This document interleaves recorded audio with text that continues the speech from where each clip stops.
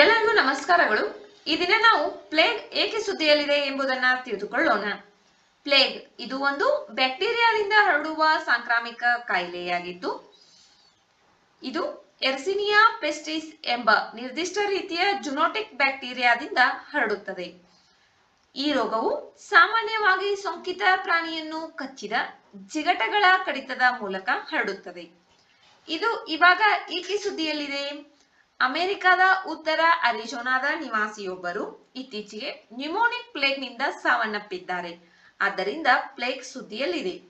ಪ್ಲೇಗ್ನಲ್ಲಿ ಎಷ್ಟು ವಿಧಗಳಿವೆ? ಪ್ಲೇಗ್ನಲ್ಲಿ 3 ವಿಧಗಳಿವೆ: ಬುಬೋನಿಕ್ ಪ್ಲೇಗ್, ಸೆಪ್ಟಿಸೆಮಿಕ್ ಪ್ಲೇಗ್, ನ್ಯೂಮೋನಿಕ್ ಪ್ಲೇಗ್. ಬುಬೋನಿಕ್ ಪ್ಲೇಗ್ ಇದು ದುಗ್ಧರಸ ಗ್ರಂಥಿಗಳಿಗೆ ಸೋಂಕನ್ನ ತರುತ್ತದೆ. ಸೆಪ್ಟಿಸೆಮಿಕ್ ಪ್ಲೇಗ್ ಇದು ರಕ್ತದಲ್ಲಿ ಸೋಂಕು ತರುತ್ತದೆ. ನ್ಯೂಮೋನಿಕ್ ಪ್ಲೇಗ್ ಶ್ವಾಸಕೋಶದ ಮೇಲೆ ಪರಿಣಾಮವನ್ನ ಬೀರುತ್ತದೆ. ಜ್ವರ, ಶೀತ, ತಲೆನೋವು ಮತ್ತು ದೌರ್ಬಲ್ಯ ಅಂದರೆ ವೀಕ್ನೆಸ್ ಇವು ಪ್ಲೇಗ್ನ ಸಾಮಾನ್ಯ ಲಕ್ಷಣಗಳಾಗಿವೆ. ಪ್ಲೇಗ್ ಅನ್ನು ಪ್ರತಿಜೀವಕಗಳಿಂದ ಆಂಟಿಬಯೋಟಿಕ್ಸ್ ಗಳನ್ನ ನೀಡುವುದರ ಮೂಲಕ ಗುಣಪಡಿಸಬಹುದು. ಒಂದು ವೇಳೆ ನಿರ್ಲಕ್ಷಿಸಿದ್ದಾದರೆ ಇದು ಸಾವಿಗೆ ಕಾರಣವಾಗುತ್ತದೆ.